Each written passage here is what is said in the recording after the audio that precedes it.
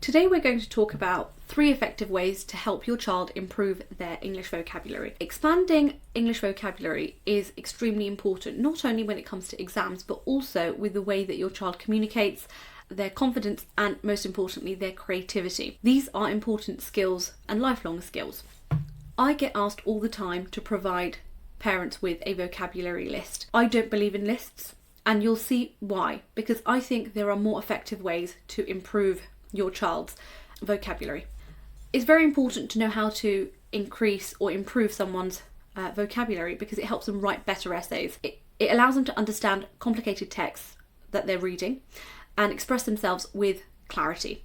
So not only is it going to help them with their academic life, but hopefully in real life situations they'll be able to articulate themselves better. By the end of the episode today, you'll know exactly how to help your child build their vocabulary and start learning new words and using them, most importantly, with confidence. Before we start, don't forget to join my free Facebook group where I share tips and free resources. I'll put the link in the show notes.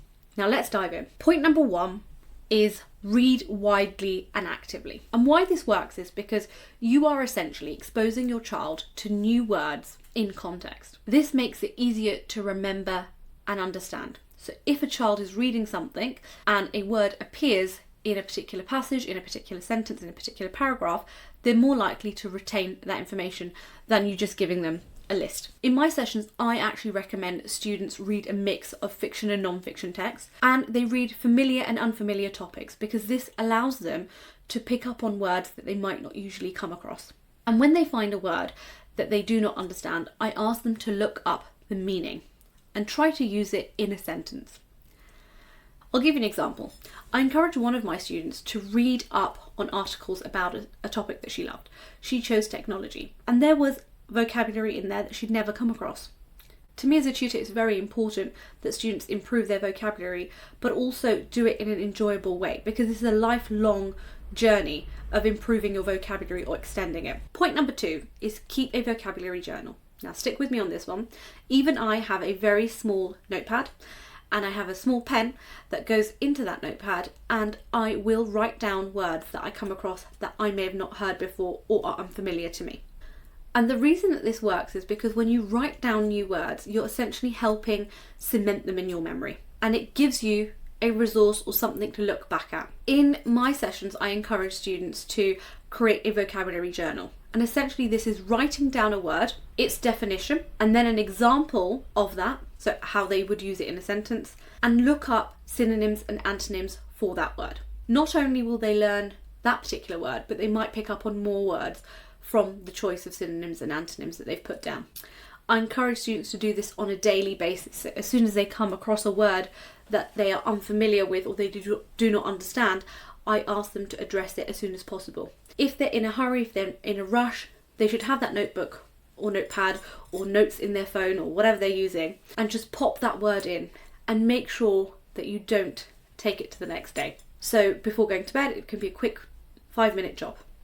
And this is the most quickest way for students to pick up on words and, most importantly, retain those words. So when you give a child a vocabulary list, they are most likely to memorize that word and the definition or meaning of the word, but might not be able to recall it long term. And then all that effort goes to waste. So we don't want to do that. Having a vocabulary journal has been transformational for me and my students, most importantly. This has been the most impactful strategy for my students and has been absolutely transformational in their use of vocabulary and retaining that information. Point number 3 is to use words in everyday life. Practice is the only thing that's going to make this journey perfect.